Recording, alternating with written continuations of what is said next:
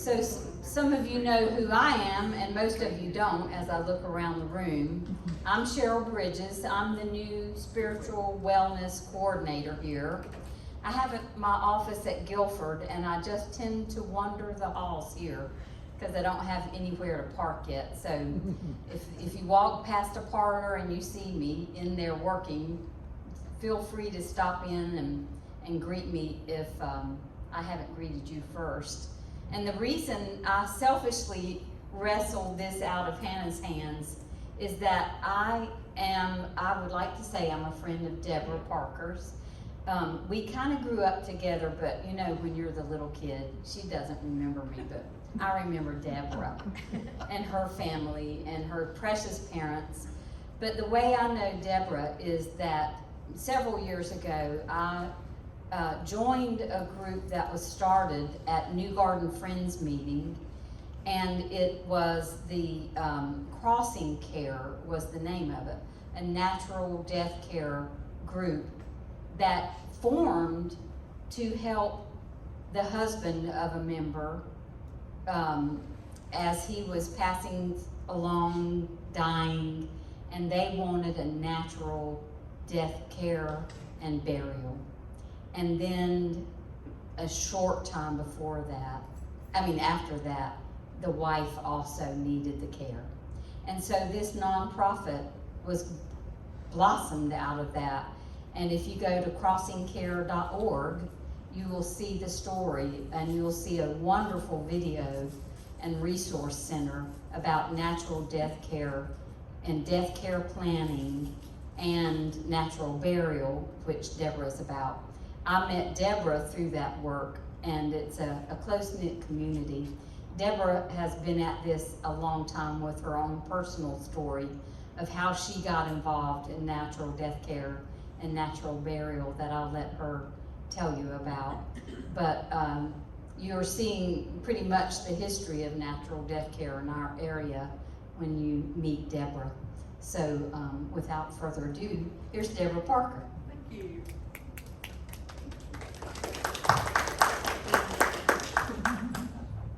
I'm extremely happy to be here. I love to talk about death and dying and educate people on their choices. That's one thing that I've come to really understand and realize, that people don't realize what their choices are, because you have family traditions that you follow and you think that's the only way it can go, and it's not. You do have some choices, and they're becoming more and more readily available for us the more we educate and get people involved in this.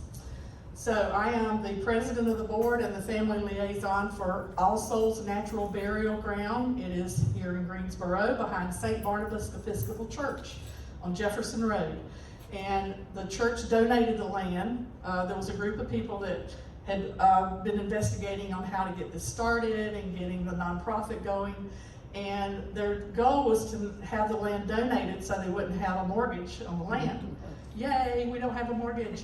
So the cost of the burial site for you always goes just back to taking care of the property and taking care of things like that. So okay, let me tell you what green burial involves first, and then we'll get into a little history of why we didn't do this years ago. Why it got away from us. So a natural burial means no embalming, no vaults, no caskets of any kind that have any kind of metal or finishes on them. You have to be, of course, unembalmed. And your choices for burial, when you're buried, you can be in a shroud. I've made a little mock-up of a burial site here.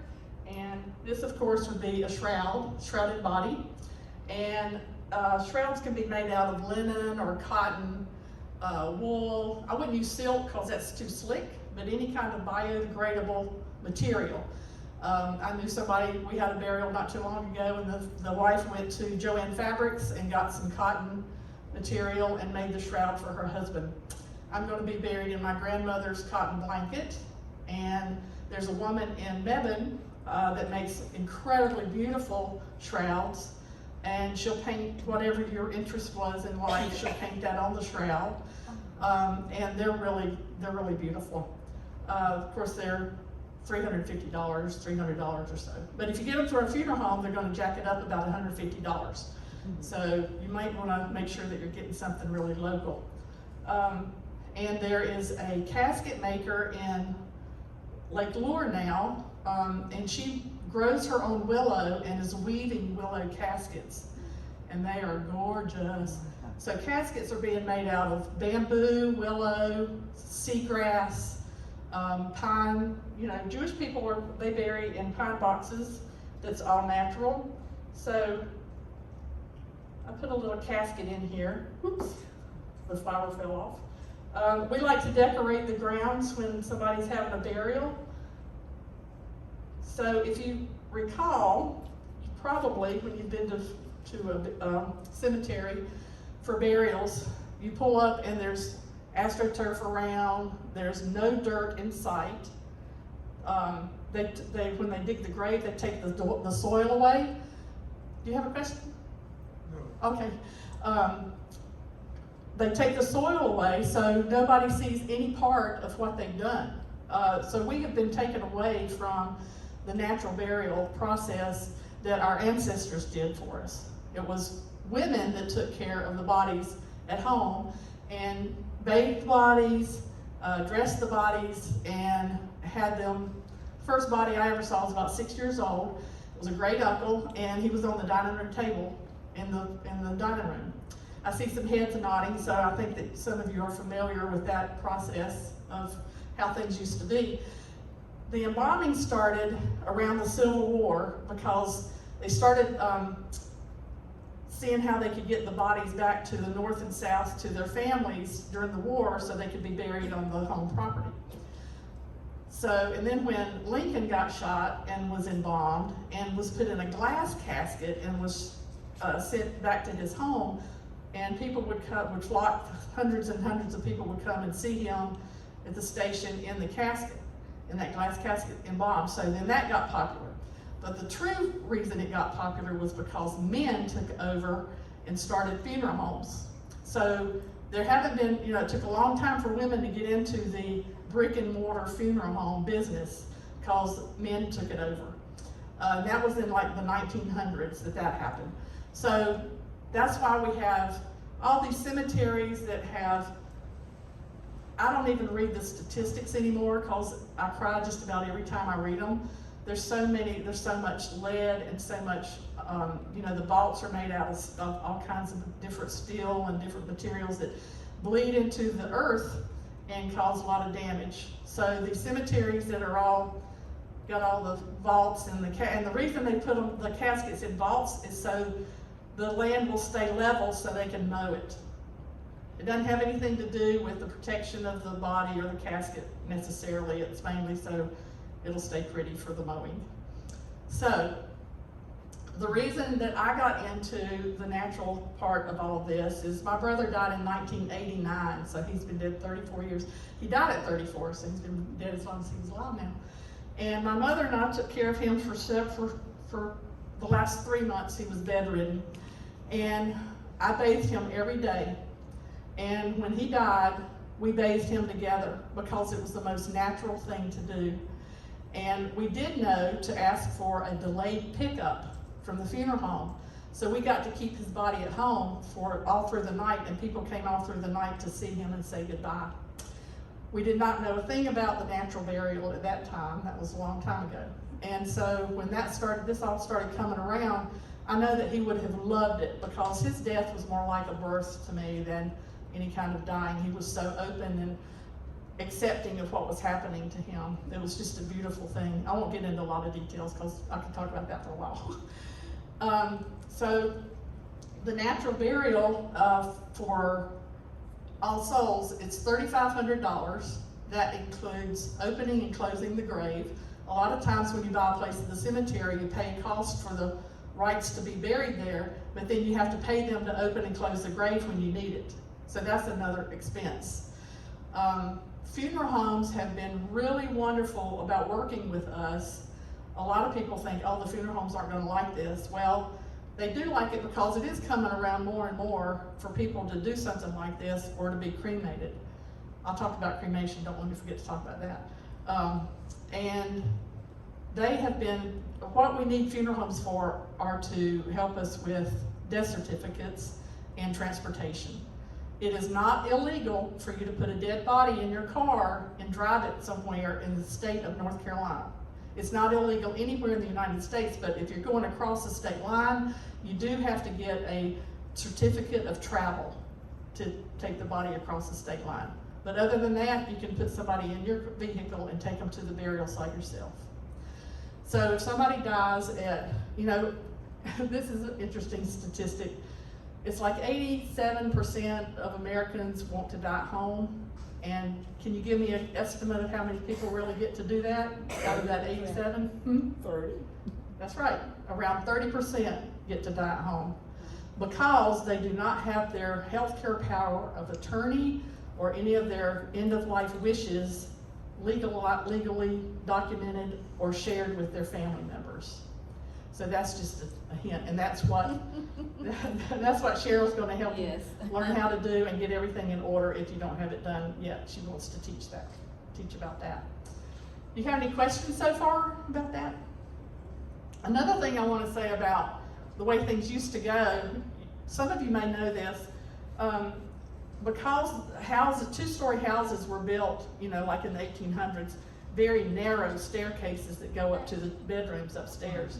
So they would build, on the roof, they would build a window that they would pass the bodies through and take them out of the house through that window onto the roof, and then people would lower the body down to the ground because they couldn't get the body on the stretcher down the staircase, it was too narrow.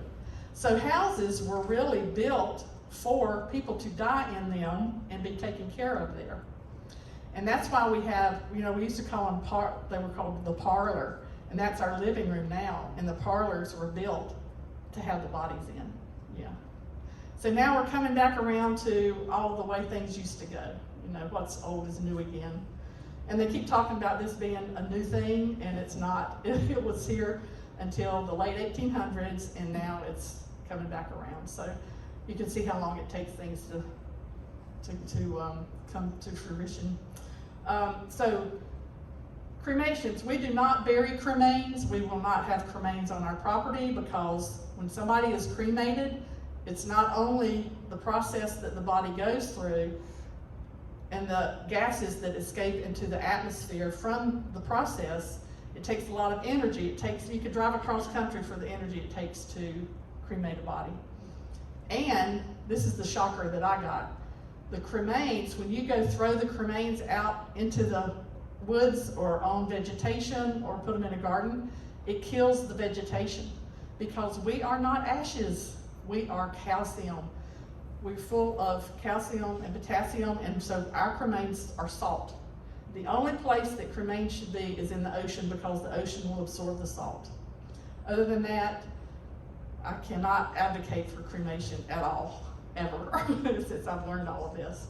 It really saddens me to think of the ashes that I've thrown and it's killed vegetation. If you are going to do that and put it in a garden, you have to amend the ashes tremendously with a lot of organic material to make them okay to use in any situation like that. They're even putting signs in national parks now, please do not throw cremains because it kills vegetation. So it's true, if that sign is up, it must be true. Okay, let's see. I have a little video that's on our website, it's about 4 minutes and something, that are pictures of the burials that we've done, and Hannah's gonna run that for us, and I'm gonna get her to stop it if I wanna say something about what's going on. Okay, thank you.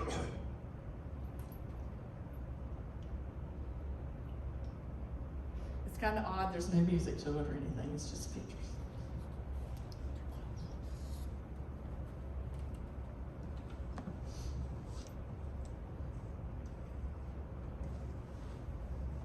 We did have a bagpiper come and play at one of the services, and it made me cry. Bagpipes made me cry. It was beautiful.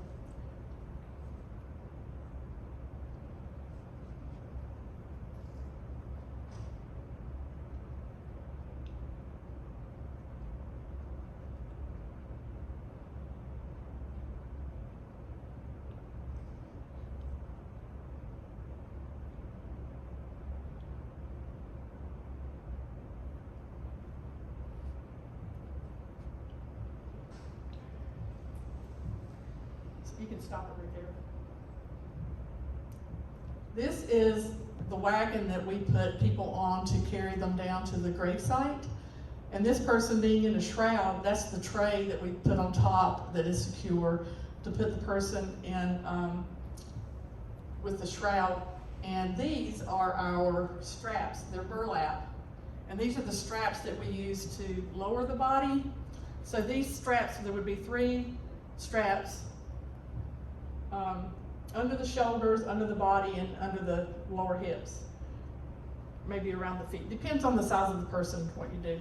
And the straps would go under the body, and there'd be a person on each side, so there'd be 6 people to lower the body. And the straps would go on, of course, before we put the body in the tray. If somebody's in a casket, then there's a different topping, different thing that we put on top, and it's got these, I don't even know what to call them. It makes the casket fit on top of this. It fits the casket, so it's adjustable to fit different size caskets. I didn't mention that cardboard is also another way to be buried that's real inexpensive. You can get a cardboard casket at funeral homes for like $75 to $150. And people like to decorate them before the person is buried. And there is one, we have one picture of somebody that was buried in one that's painted, so I'll show you that in a minute. Okay.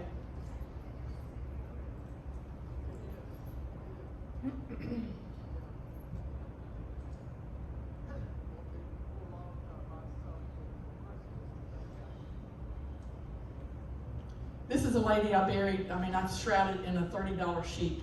Her husband wanted her to be in a shroud, and he said, I just can't do that at $350. And I said, I got a $30 sheet at home. So I went to the funeral home and shrouded her in that. Good. You don't have to stop that. Okay, stop this one. So this is inside the grave after it's been dug before the burial.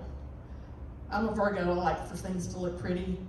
But most green burial sites, they do put something down in the bottom of the grave. They'll put flowers. Families are welcome to bring flowers and put in the grave. And then once the body's in the grave, they put flowers in, and everybody is always invited to start closing the grave. The family closes the grave. They'll put handfuls of dirt, and we have shovels, and they'll shovel in some dirt. We had one family one time that wound up covering the whole grave. They closed the whole thing. And that was really interesting to watch. The thing for me that's been so wonderful is to see all the different traditions that family has, and all the different religions and all the nationalities that we've had 11 burials, and none of them have been the same at all. It's been really wonderful to watch. Okay. Who digs the grave? We do. We have we use a backhoe to dig the grave. We would love to be able to dig it by hand, but we're in the woods and there's so many roots that there's no way we could dig. It would take 2 days to dig a grave by hand. But we do dig the grave, and the graves are dug in North Carolina. You only have to have 18 inches of soil from the top of the body, so it would be like from the top of the casket, if they're in a casket, to the ground level, 18 inches of soil. That's only 1.5 feet, and that doesn't sound, but the graves are dug about 3.5 to 4 feet. If you go past 4 feet and dig in a grave, there's nothing there to help decompose the body because there's no oxygen. So graves are dug pretty shallow like that. 6 feet under that's a myth. That's not done. Nothing decomposes at that depth. So 4 feet is the cutoff for digging a natural burial grave.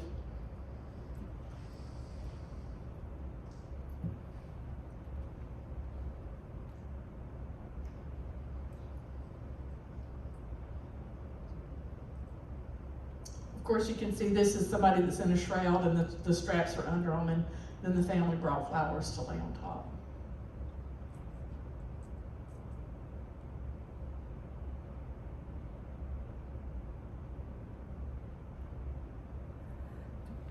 Let me be sure I understand this. Okay, will you stop that, please? My family can wrap me in a shroud, Yes. put me in the back seat of the van or whatever, and drive me here Yes. without going by the funeral, Yep. a funeral home or funeral director at all. That's correct. How would they get a The only certificate thing, for the that's death? what I'm getting ready to go. Get you. That's the thing you need funeral homes for. For you to get your own death certificate for a family member, it's a lot of work. You have to, I mean, the doctors have 4 to 5 days to sign the death certificate. And sometimes the funeral home okay, let me back up. A year ago, this past May, North Carolina passed a law that death certificates have to be done electronically now. So funeral homes are the only ones that can do that electronically, which is a great thing, I think, because people trying to get their own death certificates, it's a lot of work. And you have to know a lot of regulations and stuff.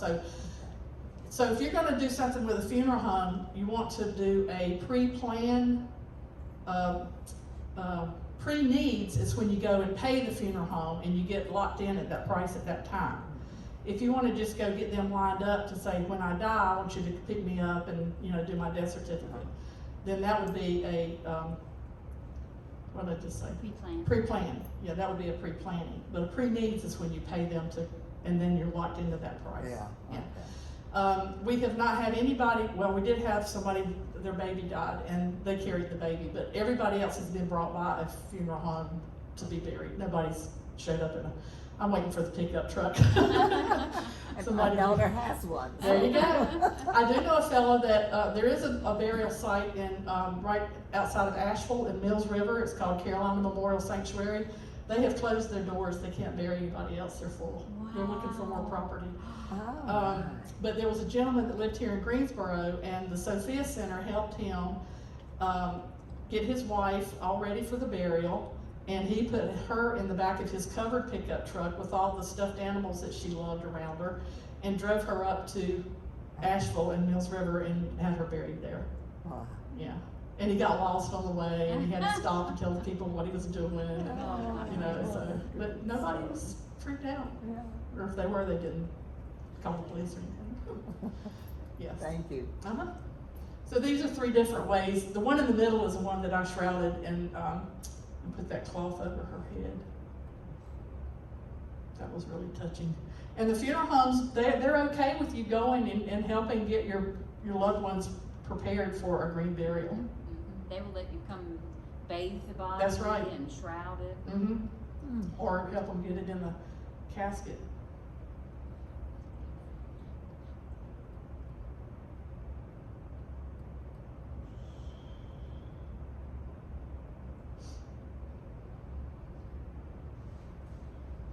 This is the one that they painted the cardboard casket. And this was the view down here, that's the view of the lady's front porch. Her friends were artists and they came and painted her, and her little dogs are in there somewhere. Yeah, up at the top. And then this is how we, when the grave is closed, we put the greenery that we put over the dirt before the burial, we put the greenery back on and then add some flowers or some different things, because people usually come back that day or the next day to visit.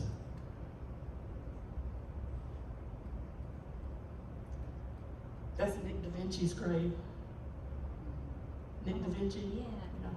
He's the one that's responsible really for getting all this started. He was 17 when he moved here from, where was he from? I forget now, Germany? That's not right. And he couldn't understand what Americans were doing with their dead.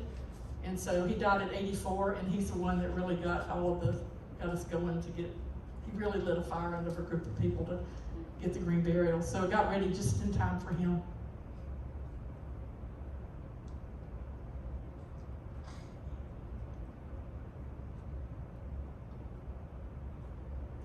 And that's our site. Thank you, Hannah. One thing that I want to mention, I saw with stone there with the name on it. yeah, we do provide a flat native stone for the family to have engraved. Okay. Yeah, the family pays to have that engraved, yeah.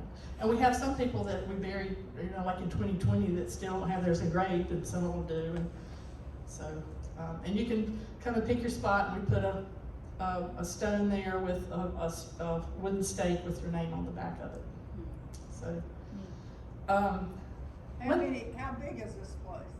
it's 3.5 acres. Yeah. We're getting ready to get it surveyed. We're not sure how many people we can bury right yet. Oh, well, that was my question. Yeah. How several hundred. We bury 15 feet apart, and then couples that are buying two places together, and then we'll go back and they'll eventually all be 7.5 feet apart. That's the legality of it, 7.5 feet apart. And there's there's some restrictions that we have for sure. We can't just go out there and throw somebody in the ground. There is a creek at the bottom of the property, and you cannot bury so many feet from a water source. So we have to stay 50 feet away from the creek. So we do lose about a half an acre because of the restrictions on how close to a water source. There's also so many feet from the existing building and a road and the water sources. Could be a well or something on the property. You can actually, if you're outside the city limits, you can bury somebody on your private property. You don't have to do anything except go to the deeds and what would that be? The Department of Health, and put the GPS location of where that body's buried on your deed. Because if somebody sells that property and they go out to dig up some footing for a new house and they find some bones, they're going to be calling the police. So you want to make sure that you got it on your deeds so they'll know that that's okay, that it's there. So how long does it take for one of these bodies to be back to the earth? To decompose, yeah. It takes about 5 or 7 years to decompose, and that will not take care of all the bones, but all the other material on the body would be, and the bones would be starting to decay. Eventually, you could really come back in there and bury somebody on top of that person, but we certainly wouldn't do that for many, many years, and if it's desperately needed. Do we need to buy a space in advance? You can buy a place in advance, you don't have to. We need 36 hours to open a grave, and so but you have to pay for it. People pay for it on the day of the burial, but we also have like maybe 44 people that have already paid for it, for their spots. Yeah, so we're real excited about having that interest. You started to say, and then got sidetracked about couples. Oh yeah, so the couples, they're 7.5 feet from the very beginning. Yeah, they're not 15 feet. No, nobody between them. Yeah, they'll be side by side. Yeah. Thank you for that question. Yeah, clearing that up. Yes. Does North Carolina have a law that says that a maximum of so many hours between death putting in the ground? No, they do not. Mm-mm. A lot of people believe that, well, and this is a scientific thing, absolutely everything in the body does not die just because the heart stops beating. There's little molecules and critters and things that are in there, and it takes a good 3 days for that to happen. So I do have people that say, do not bury me, don't take me out of the house until I've been dead for 3 days. And they're pretty adamant about that and have it in their paperwork. My daughter and I decided that they'd probably be done with me in about a day and a half. And I'm okay with that. That gives them time to open the grave.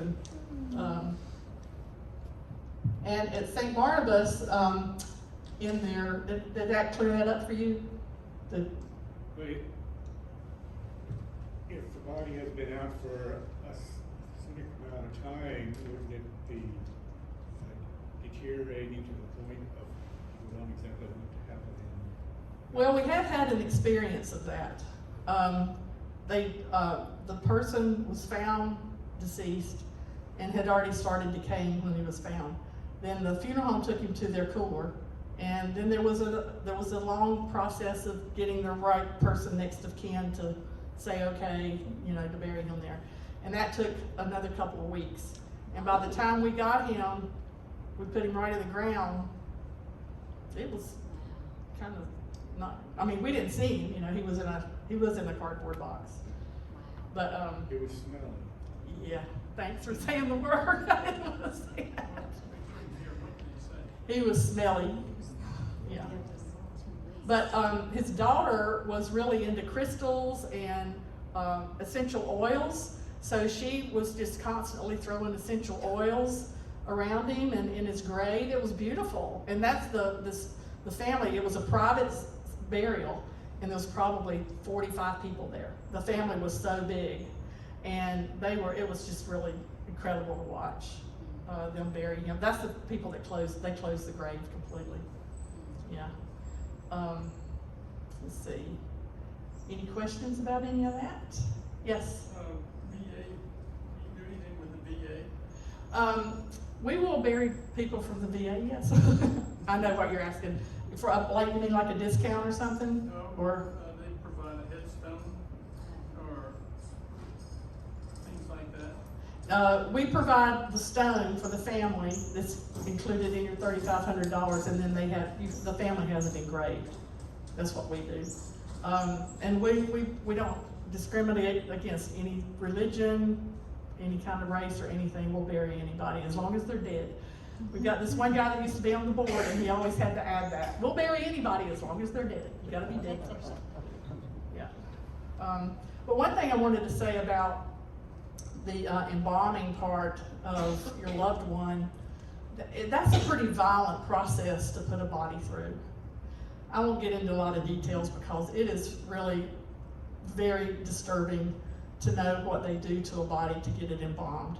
And I don't want my loved ones to have to go through that. And I don't want my body to be put through that. I feel like that you lose a lot of respect for the person when you treat it so poorly.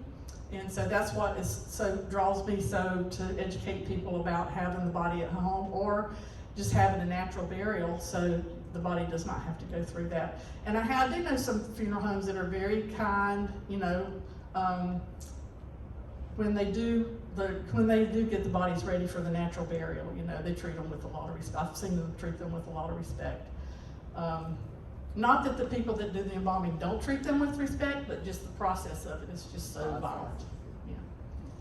So that's another draw for me to help people understand the beauty of taking care of your loved ones. And this is a wonderful way to do it. Mm-hmm. I'm assuming you don't go autopsy a body before it's buried. We can bury a body that's been autopsied, but there's some problems with that because when they autopsy a body, they take the organs out and put it in a plastic bag, and we're not going to put any plastic in the ground. So if a body's going to be autopsied and it's not been embalmed, because they can do autopsies without embalming, you have to let the people that are doing the autopsy know that they're going to be green buried, so they can do something different about that. And I don't know how this is developed, but I did hear that there was a woman in New York that was designing a bag for that, so it would decompose with the body. Wow. Yeah. So that was real exciting to hear. Start a tradition and people will join it with all kinds of Mhm. things you never thought of. Yeah. Yeah. So, Is there anything about being an organ donor that interferes with this? the organ donors, they usually take the eyes before the person gets out of the room that they died in. You know, they can come and do that. And you can certainly donate an organ. I know that now they don't usually accept people's body parts that are over 65 because they're kind of worn. Used cars. Yeah. Yeah. I did not know that. But we can, and also if it's an autopsy or organ donor, make sure that they know that the body's going to be buried green, and they will use a certain stitch that will be biodegradable. And when somebody is autopsied, the autopsy person does not sew that body up. They send it back to the funeral home, and the funeral home sews it up. Or tape it. Huh? They've taped, they'll use Yeah, they can tape. tape it or, some different things like that. It's a lot of stuff, and I hadn't even touched on it.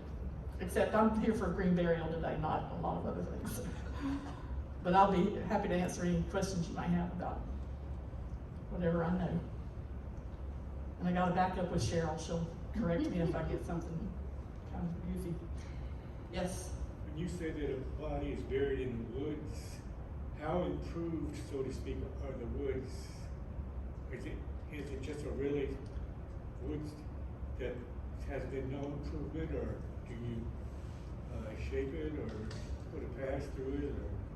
Oh, yeah, we have paths that run all through the property. It's not just solid woods. There are areas that are clear. And then we have a lot of undergrowth under the woods, under the hardwood trees.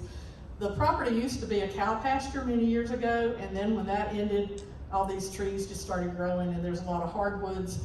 We lose some once in a while, you know, storm and branches, but we do have paths that have been cut through, and we have a very invasive, non-native, we're trying to get rid of all the non-native plants on the property, which is a real task for this one particular Italian olive plant that grows into a bush, and they're just massive. They take over.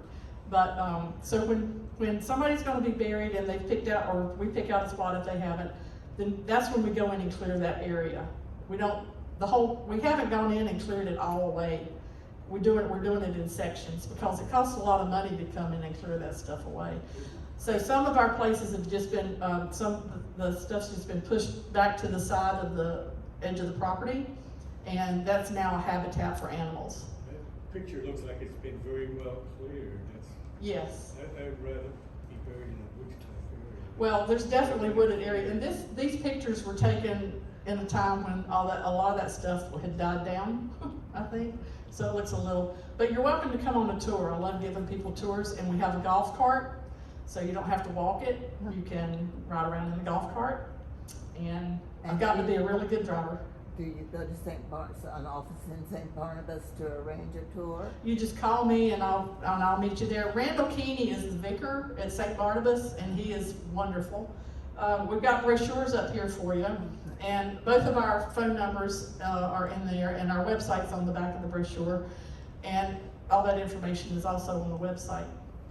And you can just call us up and I'll meet you there and take you on a tour. You can come as a group if you'd like.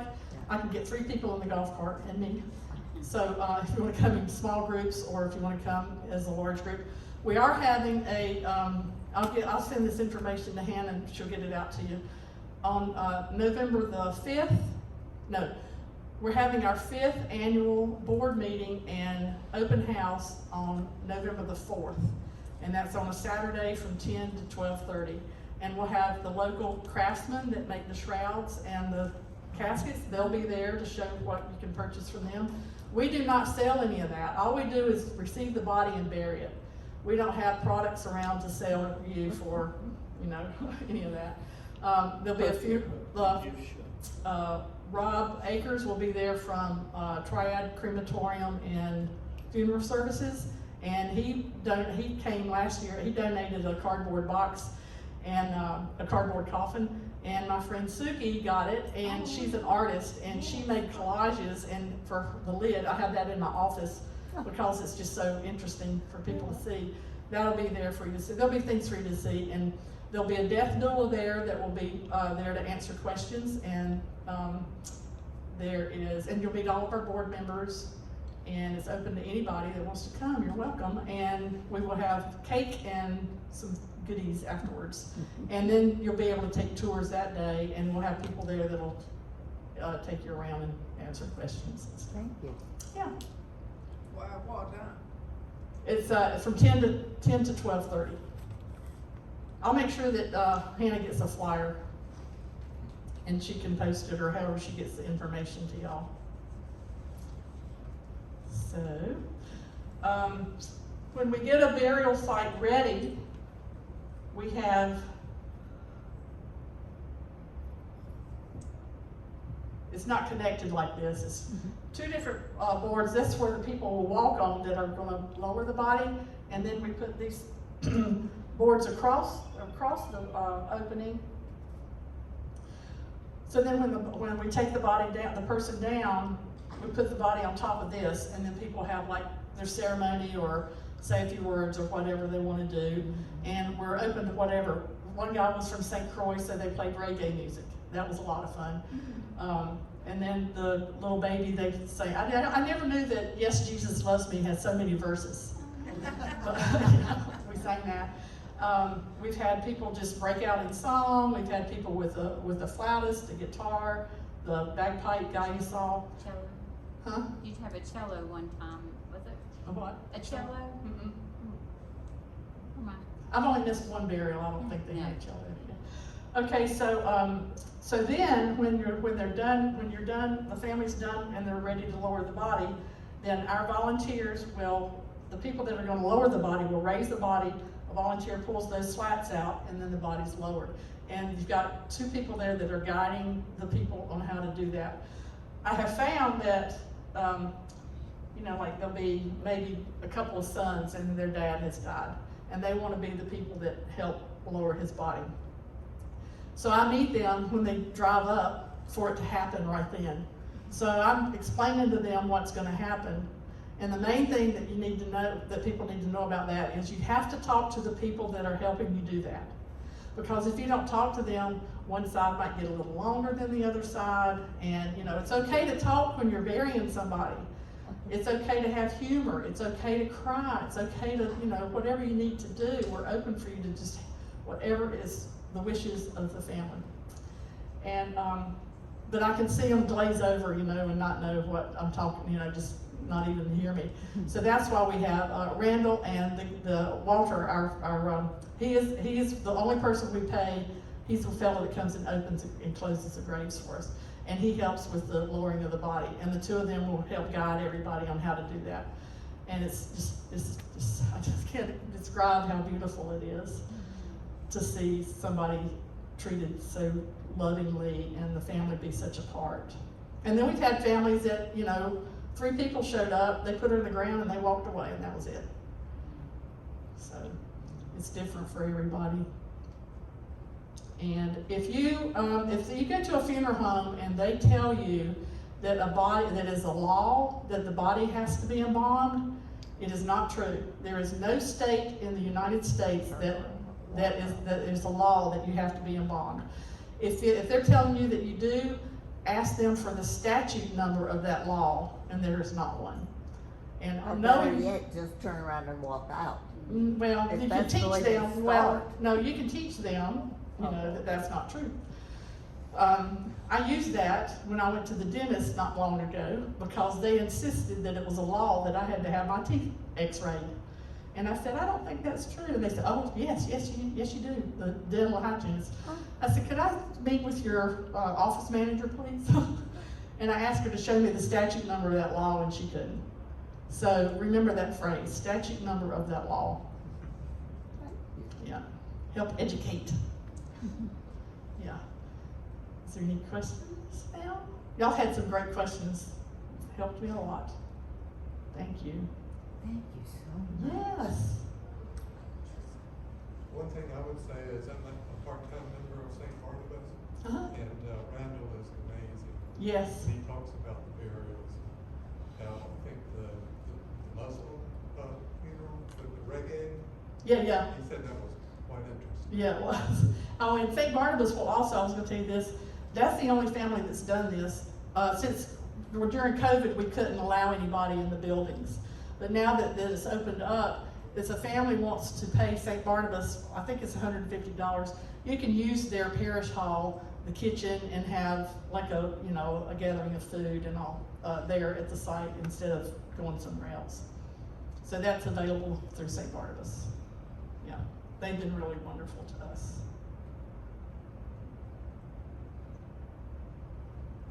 So that's about, unless you've got a question about something else about burials or people dying at home and things like that. Did you Yes. say you had something you were gonna hand out? Yes, it's brochures. You can swing by and pick one up, or I can start passing them around. Okay, thank you. Oops. I think that's about, The other thing I would note is St. Barnabas has a screen, so if you have a video. that's right, that, Want to play. mhm. That family did that. They did have ongoing music and videos of the family. Mhm.